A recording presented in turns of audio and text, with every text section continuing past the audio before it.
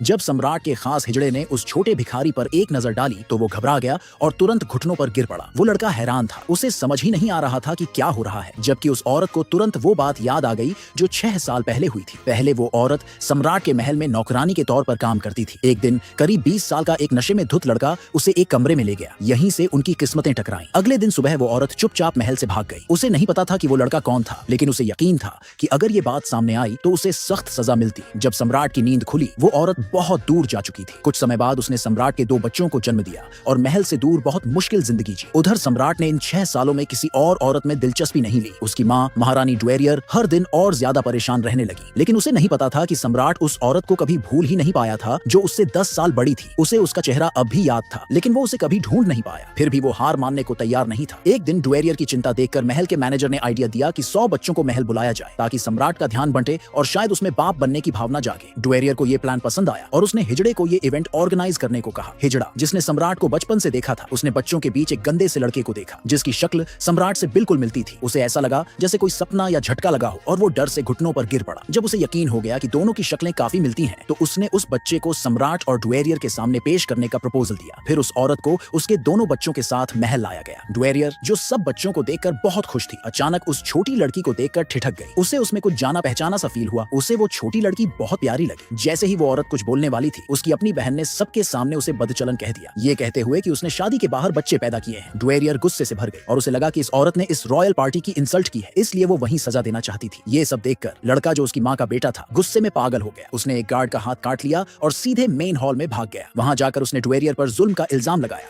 और बोला कि जब वो बड़ा होगा तो अपनी माँ का बदला जरूर लेगा। सब लोग शॉक में थे। एक नौकर उसे सजा देना चाहता था क्योंकि उसने शाही खानदान की बेइज्जती की थी, लेकिन वो बच्चा बिल्कुल भी नहीं डरा। उसने कामली कहा कि उसकी एज सिर्फ 5 साल है और कानून के हिसाब से 7 साल से छोटे बच्चों को सजा नहीं दी जा सकती। फिर उसने ड्वेरियर से कहा कि उसे सही और गलत में फर्क करना चाहिए। ड्वेरियर बहुत गुस्से में थी, लेकिन लड़के की बातों में कोई गलती नहीं थी। लड़के ने कहा कि वो हमेशा अपने माँ बाप की रिस्पेक्ट करता है, क्योंकि जो अपने माँ बाप का सम्मान नहीं कर सकता वो कभी समाज की सेवा नहीं कर पाएगा। उसकी मैच्योरिटी देखकर ड्वेरियर चुप हो गई, लेकिन कुछ दरबारी बोले कि ये लड़का बैडली बिहेव्ड है और नौकरों ने कहा कि इसे सजा मिलनी चाहिए। तभी ड्वेरियर ने कहा कि जब कोई बच्चा बिना बाप के बड़ा होता है तो उसका ऐसा बिहेवियर होना एक्सपेक्टेड है। ये बात सुनकर लड़के को गहरी चोट लगी और उसने ड्वेरियर को चुप रहने को कह दिया। उसकी माँ डर गई और जल्दी से उसके मुंह पर हाथ रख दिया, लेकिन जैसे ही एक नौकर उसे मारने के लिए बढ़ा, औरत बीच में आ गई और खुद पर वार झेल लिया। ड्वेरियर से हाथ जोड़कर बोली कि उसके बेटे को छोड़ दे और सजा उसे दे। जब माहौल और बिगड़ने लगा, लड़के ने ड्वेरियर को निकम्मा और जनता के ट्रस्ट के लायक नहीं कहा। ये सुनकर सब शॉक्ड थे, यहाँ तक कि ड्वेरियर भी। तभी उसके दिमाग में आया कि ये लड़का सम्राट से बहुत मिलता जुलता है। उसी टाइम सम्राट हॉल में एंट्री करता है। औरत ने धीरे से सिर उठाया, उनकी नजरें मिली और सम्राट ने तुरंत पहचान लिया। ये वही औरत थी जिसे वो पिछले 6 सालों से डेस्परेट ढूंढ रहा था।